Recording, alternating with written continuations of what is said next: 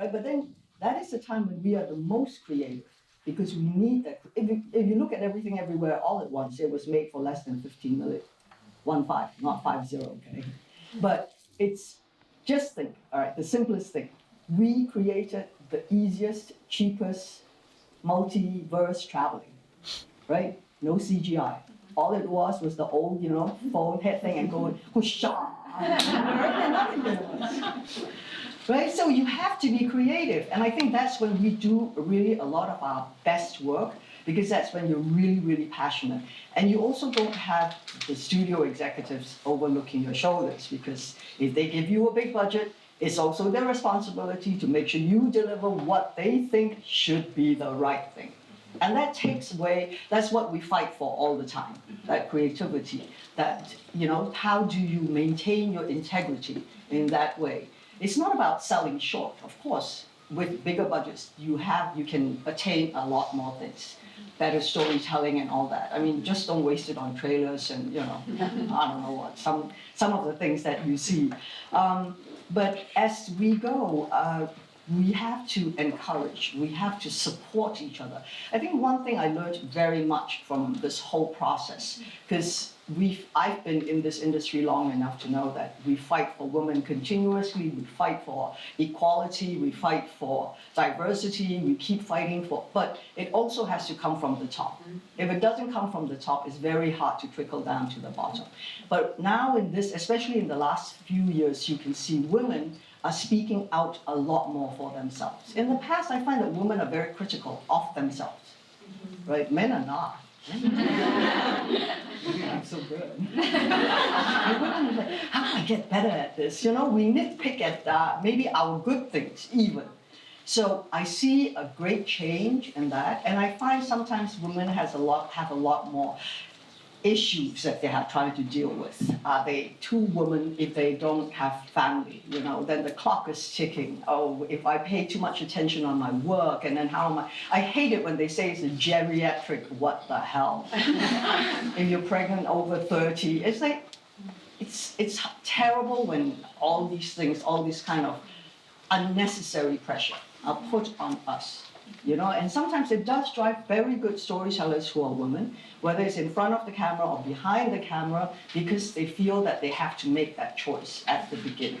So kudos to all those women who are amazing at what they do and have children and have a happy family. Can you speak a bit more about that change that comes from up top that you mentioned in your time in this industry? What has been the biggest change that you've seen in the past few years? Diversity, really. I think it started with Crazy Rich Asians. We sort of lit the fire, a small little fire. And I remember at that time, if the producers, the studio did not think that this, because it was true, the last all-Asian cast was 26 years ago, which was Joy Luck Club, right? And since then, there hasn't been, I'm not talking about foreign films where, like Parasite and all Japanese films, Korean films, Chinese films. I'm talking about a homegrown American movie. And a lot of the times what I don't understand is like, why are we minorities? What does that word mean? Why should it even exist? And then with that, luckily, what if Crazy Rich Asians was not a success? Would it have set us back another 25 years? So there was a lot riding, and fortunately, John Chu, John Panotti, they did a brilliant job with the marketing, with how the story was told, how it was not just separate, but included. Americans, people who are not Americans, who have people living in, you have so many children who go to school in America. So it's about time that they share this understanding of the cultures. So we were lucky with that happening. It suddenly opened. It was, actually, the studios were going, they do like to see an all-Asian cast. And it made it a lot more easier. Because what now, today, that I find the best thing that has happened is I receive a script that doesn't describe the character as a Chinese or Asian-looking person. we are actors. We are supposed to act. We are supposed to be able to step into roles that are given to us and do our job as best as we can. So that for me has been the biggest step forward. But from then, of course, Shang-Chi, we had our first Marvel Chinese superhero. And that opened the door even wider. And with everything everywhere all at once, all I can say is we just kung fu the hell out of that glass. Because we took it, we broke the boundaries, we broke the walls down, and they say, why? When you say why, we say, why not? Right? If you don't do it, then you're waiting for someone else to do it. That's a cop-out, right? We should be standing up. If you truly believe that is how it should work, why are you not up in front, doing the work, walking the talk? So let's say that Crazy Rich Asians hadn't done well. I wouldn't be sitting here today, I guess. But what do you think would have happened, and where is that double standard where, we hear so often that a white man directs a film and it's $100 million and it flops, and then they're handed another $100 million budget? Would that have happened if Crazy Rich Asians You're didn't do well? absolutely right. There are mega films that suffer terrible losses, yet they still go and keep doing the same thing, and they don't stop. But it's also the studios thinking that that's their comfort zone, right? So these movies, the budgets get bigger because they feel the more violence, the more CG, the more of that will make it better. But in the truth of the matter, it's not. It's really storytelling. And in Everything Everywhere All at Once, even though we traveled the multiverses, what was the main thing? The main theme was love. I mean, this is the first movie where I fought with love. It was like, and I saw it the first time, I was like, huh? What do you mean fight with love? Come to. This goes against all nature of fighting, right? So it's how we tell the story, and this is the perfect time. We've been through the worst few years of our planet. And now when we have a chance to do something different, are we going back to the old ways? Are we happy to step back? When we all stopped, when everybody got off that wheel, we all stopped because everybody stopped. We don't stop because if nobody stops, we are afraid to stop because you think you'll be left behind or someone will overtake you. And that's a lot of pressure to have constantly. But once everybody stopped, that was when we all stopped. We went, oh, actually, this is good for me. We reflected. Now we're back out. But it looks like a lot of us are jumping back on that wheel. And we have to make the changes. We have to remember that we need to make the changes. And we had a huge reset. So let's use that reset wisely, and step up. And I say that because we all want a better world, not just for us, but for our kids and their kids and more to come. But if we go back into old habits, then things are not going to change.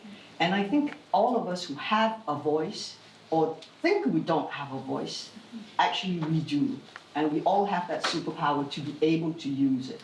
And so I just urge everyone, speak up, right? You don't have to speak for violence or you speak to fight in that way, but you have to speak and to be heard. And I think what Everything Everywhere All at Once did, especially for the younger generation, was they felt they were heard. Because if you think about it, our generation or the previous generation, they never really traveled the world, right?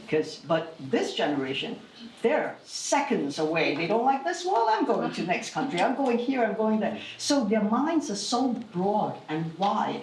And yes, it is very hard for them when, mothers, aunties or grandmothers, when they tell you what to do. And their concept is like, you can't even handle your phone. Stop telling me how to lead my life, right? It's the communication. And I think our world will be a better place if we communicate it. If we learn to listen, just stop and listen as well. So I want to read a piece of your Oscars acceptance Oh, speech. God. It got so much attention, and it was a standout moment of the Oscars because it was so powerful. So you said, I believe that times are changing, there's much more inclusivity, there is more diversity. Look at me, I've been in this business for 40 years, and I finally get to be number one on the call sheet. So there's this phrase, it takes a long time to become an overnight success. And you mentioned 40 years that it finally took for you to get to that moment. I think a lot of people, and certainly a lot of critics in the world in which I exist, a lot of journalists were saying, Michelle Yeoh should have been nominated a gazillion times before this, and a lot of people thought that you should have been nominated for Crouching Tiger, Hidden Dragon. That would have been in 2001 for those Oscars. Do you think at that time that the industry was not ready to recognize an Asian woman at that time? I think it's quite obvious, right? It is true. I mean, if you think about it, there were so many great Asian Chinese movies that came out at that time. From Ang Lee, from Zhang Yimou, from Chen Kaige, I mean, Gong Li, or, there are many Zhou Chen, beautiful Chinese actresses that came before me who should have been. But if you look also at all the films they get nominated here in Cannes, they get awards, but very rarely, especially in the Oscars, in fact, never. That's why I'm the first Asian nominated. They would nominate Best Director, Best Film, Best this, Best everything. And you wonder, how come the actors don't get involved, right? How do you get there without the actors? So it seems a little odd. But is it because of that? I think so. I mean, it's kind of obvious, right? I'd hate to rub that in their noses. Just say, let's move on. Let's move forward, because the time is now that we keep moving forwards. And what I love now, there are more opportunities. There are storytellers, there are great stories to be told, and we don't have to be the only ones that tell our stories. The movie business is that we tell each other's stories. Is that how do you share it? How do you make that bridge? How do you make our stories come to life and be regardless?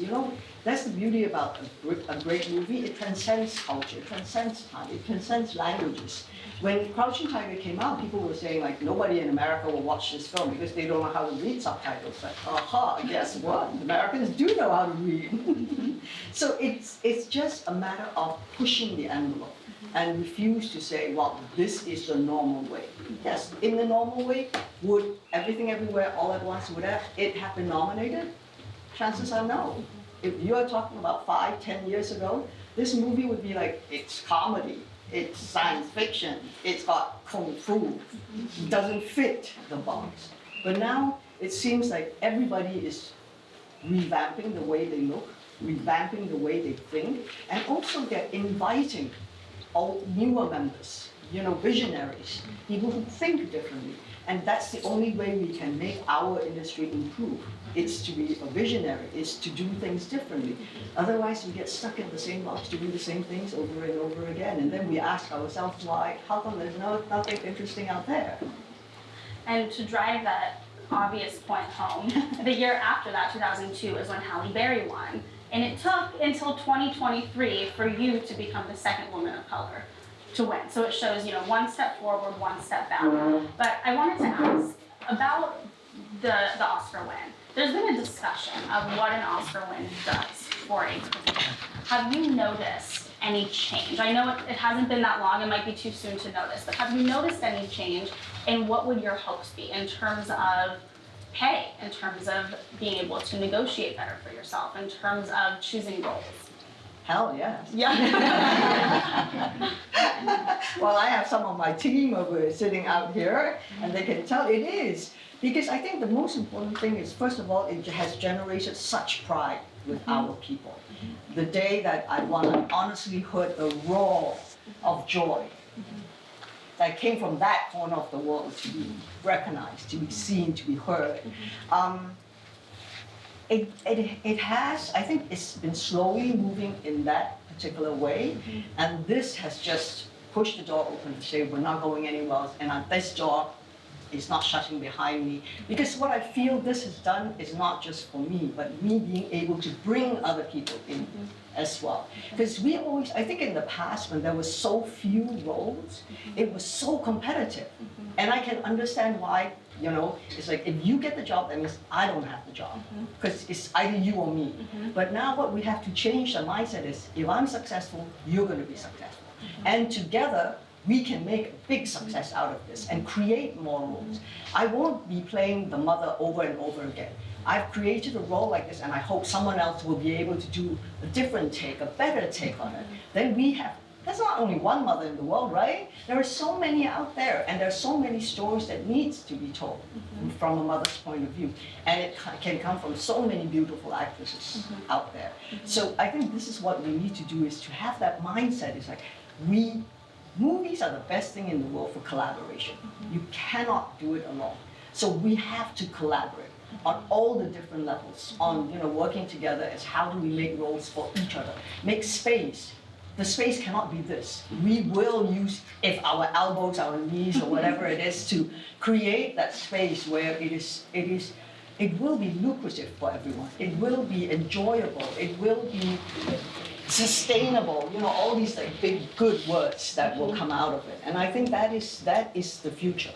That is what we have to aspire to. Now, in your Oscar speech, you also said, "Ladies, you are never past your prime." Yes. What did you mean by that? Exactly what I mean. It's like, there are too many, because I remember that I think there was one journalist who really put his foot in his, and when you are 30 or 40, you're past your prime, and he actually tried to say, oh, but it comes from Google or something like this. It's like, do we have to live our life through what somebody else decides? No, right? So that's exactly what I meant. It's because I feel that it's so important, and especially the last year, because once your numbers get bigger, it's very easy for things to sort of like shrink. And there are less roles, and I was always very frustrated with why do the guys in their 60s or 70s or 80s get to go out for these like big adventures and rescue and probably go on the adventure with my daughter while I have to stay at home by the phone. And I'm like, no. So it's fighting for these kind of opportunities. It's why can't we do it? Mothers are just as fierce, if not more. And I think with Everything Everywhere All at Once, it proved a point. It proved that the audience wants it as well. The audience, and hello, we make up half the population of the world, correct? So, yes.